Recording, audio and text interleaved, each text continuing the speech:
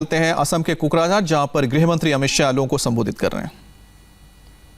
के रास्ते में हमें ले जाने वाली है, क्योंकि मोदी जी ने जो न्यू इंडिया की कल्पना की है, आत्मनिर्भर भारत की कल्पना की है, वो कल्पना न्यू बोडोलैंड और आत्मनिर्भर बोडो क्षेत्र के अलावे समाप्त नहीं हो सकती। इसलिए हमें इसके सामने जाना है। मित्रों, आज हिंसा का युग समाप्त हो रहा है और शांति का युग शुरू हो रहा है।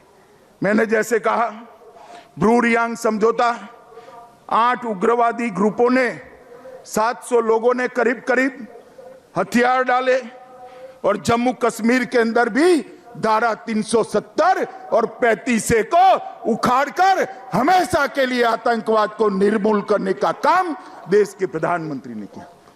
कहते थे वहां ये हो जाएगा, वो हो जाएगा, रक्त रंजित हो जाएगा जम्मू कश्मीर।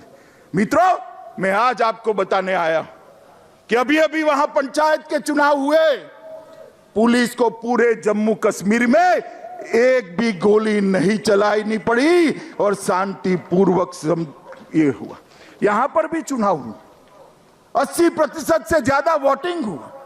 जिसने जिसको वोट देना था उसको वोट दिया, मगर कहीं पर भी हिंसा नहीं हुई, एक भी बूथ पर पुलिस को गोली नहीं चलानी पड़ी। मैं मानता हूं ये हम सबका संयुक्त विजय है, शांति का विजय है मित्रों। और ये भारत की जो परंपरा है उसको आगे बढ़ाने का काम है। मित्रों, चुनाव को जिस प्रकार से हमने संपन्न कराया है, मैं आज आपको विश्वास दिलाने चाहता हूं, ये यूपीपीएल और बीजेपी का जो गठबंधन हुआ है, प्रमोद जी एनडीए में आए हैं, ये पूरे क्षेत्र के लिए शुभ साबित होने वाला है, आपका विकास का रास्ता आगे बढ़ाने वाला है। मित्रों, एनडीए में यूपीपीएल का आना और यहां यूपीपीएल बीजेपी की साझा सरकार बनना, वो बताती है कि आने वाले दिनों में पूर्ण बहुमत के साथ भारतीय जनता पार्टी की सरकार आसाम के अंदर बनने वाली है। ये इसका ट्रेलर है, ट्रेलर। और जो कांग्रेस पार्टी अपने कालखंड के अंदर शांति नहीं ला सकी, विकास नहीं ला सकी, वो आज हमें सलाह दे रहे। मैं पूछना चाहता हूं कांग्रेस पार्टी को, इतने सालों तक असम रक्त रंजित रहा, ये मेरा बोडो क्षेत्र रक्त रंजित रहा, क्या किया आपने? जो भी किया नरेंद्र मोदी की भारतीय जनता पार्टी की सरकार ने किया। बहुत हो गए लड़ाई झगड़ा, अब विकास के रास्ते पर हमें आगे बढ़ना है। और मित्रों, मैं आज आप सबको अपील करने आया हूं कि जैसे सेमीफाइनल जीता है, फाइनल मैच भी उसी तरह से जीतना है। जरा मुझे बताओ, जीतना है ना? सब लोग सहमत है ना? मित्रों, ये रास्ता जो शांति का प्रशस्त हुआ है, वो पूरे क्षेत्र को विकास के रास्ते पर ले जाने वाला रास्ता है। और मित्रों, कांग्रेस पार्टी ने भी कई समझौते किए, मगर समझौते कभी समाप्त नहीं होते थे, उनकी अनुपालना नहीं होती थी। वादे तो बहुत करते थे, वादे पूरे नहीं होते थे। मगर मैं आपको बताता हूं, ये नरेंद्र मोदी सरकार है जो वादे प्रधानमंत्री करते हैं उसी को अपने ही कालखंड के अंदर समाप्त करते हैं। ये बोडो शांति समझौता कर कर प्रमोद जी मेरी ऑफिस में आए थे और उन्होंने मुझे कहा कि सारी चीजों का अनुपालना होना चाहिए। और मित्रों, मैंने उनको वादा किया था कि हम चुनाव के पहले पहले ये सारी चीजों को समाप्त कर कर आपके लिए और बोडो क्षेत्र के लिए शांति का काम करेंगे। मित्रों, आज मुझे कहते हुए हर्ष हो रहा है, जब 1 साल समाप्त हो रहा है बीटीएडी के आसपास के लिए जो बोडो संगठन की मांग थी कि जनजातीय बाहुल्य आबादी वाले गांवों को बोडो क्षेत्र के अंदर शामिल किया जाए और 60 सीटों तक ले जाने के लिए यहां से लो, ऐसा करना, 60 सीटें बनाने के लिए भी विचार की जाए और इसके लिए एक आयोग का गठन, काम करने का काम हमने समाप्त कर दिया है। ये आयोग अब आसपास के गांवों का सर्वे कर निर्णय करेगी। बीटीएडे को बीटीआर के रूप में नामकरण करने का मांग था, उसको भी कर दिया गया है और ये पूरा क्षेत्र अब बीटीआर के नाम से जाना जाएगा। बीटीआर के बाहर रहने वाले बोडो गांवों के विकास के लिए बोडो कचारी वेलफेयर काउंसिल का भी स्थापना कर दिया गया है। जो छुटपुट बोडो भाई रहते हैं उनके विकास के लिए भी असम सरकार चिंता करेगी और बीटीसी और बोडो काउंसिल, वेलफेयर काउंसिल के प्रतिनिधियों को शामिल कर एक सलाहकार समिति बनाने का भी काम कर दिया है। नए पदों का सृजन और खाली पद है इसकी भर्ती के लिए असम के मुख्य सचिव की अध्यक्षता में एक कमेटी बनाई गई है जिसमें गृह विभाग के भी प्रतिनिधि होंगे।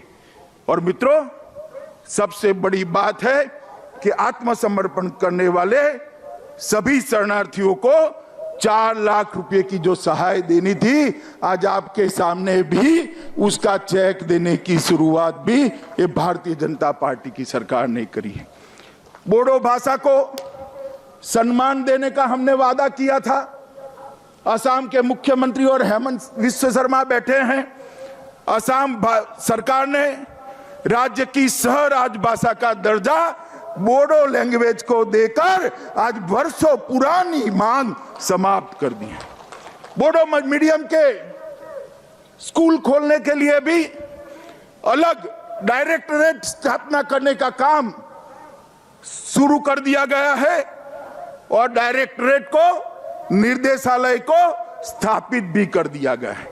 असम सरकार उदुलगढ़ी, बक्सा और चिरांग में 3 मॉडल डिग्री कॉलेजों की भी स्थापना कर रही है। हमारा एक और वादा हमने पूरा कर दिया है। बोडोफा उपेंद्रनाथ ब्रह्मा के नाम पर उत्कृष्ट सांस्कृतिक परिसर, इसकी स्थापना की भी प्रक्रिया हो गई है। चुनाव के पहले इसकी स्थापना को भी हम परिपत्रित कर उपेंद्रनाथ ब्रह्मा को श्रद्धांजलि देने का काम करेंगे। मुझे एक घोषणा करते हुए बहुत आनंद हो रहा है मित्रों कि 500 करोड़ रुपए सिर्फ बोडो क्षेत्र के रोड नेटवर्क के लिए आवंटित किए गए हैं और ये रोड का जाला समग्र बोडो क्षेत्र को विकास के रास्ते पर ले जाएगा। मित्रों, बोडो समझौते में 5000 करोड़ का जो पैकेज निर्धारित किया गया था, इसमें सारी मांग होने के बाद ऊपर मैंने जो गिना है उसके अलावे 750 करोड़ रुपया और उसकी 65 योजनाओं को हमने चालू कर दिया है और उसमें से 570 करोड़ रुपया अलग से आवंटन भी हो चुका है। मित्रों, मैं यहां पर आज वादा करने आया हूं कि बोडो जनजाति के हर अधिकार को, बोडो संस्कृति को, बोडो भाषा को हम सुरक्षित रखेंगे, इसका संरक्षण भी करेंगे, इसका संवर्धन भी करेंगे और उसको आगे भी बढ़ाएंगे। क्योंकि नरेंद्र मोदी सरकार मानती है, इस देश के प्रधानमंत्री मानते हैं कि सबका साथ, सबका विकास और सबका विश्वास, यही एक मंत्र है जो भारत को आत्मनिर्भर बना सकता है। और प्रधानमंत्री जी का सीधा ध्यान है बोडो समझौते का अमल कैसे हो रहा है। और मैं आपको फिर से एक बार कहना चाहता हूं कि आर्थिक, सांस्कृतिक, शैक्षणिक हर प्रकार की प्रगति को हम सुनिश्चित करेंगे और साथ ही साथ आपके राजनीतिक अधिकारों का भी सुरक्षा हम करेंगे। उचित स्थान बोडोलैंड के हमारे प्रतिनिधियों को असम सरकार के अंदर भी मिलेगा। मित्रों, असम के अंदर 2014 में भारतीय जनता पार्टी की सरकार बनी। और उसके साथ ही शांति, विकास और रोजगारी के एक नए युग की शुरुआत हुई। असम के अंदर सालों से अलग अलग नाम से युवाओं को गुमराह किया जाता था। कभी संस्कृति की बात करते थे, कभी भाषा की बात। कुछ नहीं होने वाला। असम की संस्कृति और भाषा को आपसे ज्यादा सुरक्षित करने का काम भारतीय जनता पार्टी करेगी। इसका ठेका किसी एक पार्टी का नहीं। और ये कांग्रेस पार्टी सालों तक असम को रक्त रंजित करती रही और अलग अलग प्रकार के आंदोलन करते रहे। मैं पूछना चाहता हूं, अगर ये आंदोलन न हुए होते तो आज हमारा असम कहां पहुंचा होता? सर्बानंद जी को मुख्यमंत्री बनाया, हेमंत जी सीनियर मंत्री बने। आज 5 साल में जो 70 साल में विकास नहीं हुआ था, वो विकास असम का हुआ है और ये शांति प्रक्रिया के लिए है। आज भी मैं कहना चाहता हूं कि असमी, नॉन असमी, बोडो, नॉन बोडो, ये झगड़े खड़े करने वाले लोगों को पहचान लीजिए। ये हमारे विकास के लिए नहीं कर रहे हैं, राजनीतिक रोटियां सेकने के लिए कर रहे हैं। और समय आ गया है कि असम की जनता को, ऐसे लोगों को सबक सिखाने का। मित्रों, कल ही प्रधानमंत्री आए थे। लगभग 106 लाख, 1.06 लाख, 1,06,000 जमीन के पट्टों का वितरण किया। हमारे प्रमोद जी ने भी यहां पर वो पट्टों का वितरण किया। और मित्रों, जिस प्रकार से कोविड महामारी का असम सरकार ने सामना किया है, मैं हृदय से मुख्यमंत्री सर्बानंद सोनोवाल और स्वास्थ्य मंत्री हेमंत विश्व शर्मा को बहुत बहुत बधाई देना चाहता हूं कि इस विकट लड़ाई को बहुत अच्छे तरीके से दोनों ने नेतृत्व किया है।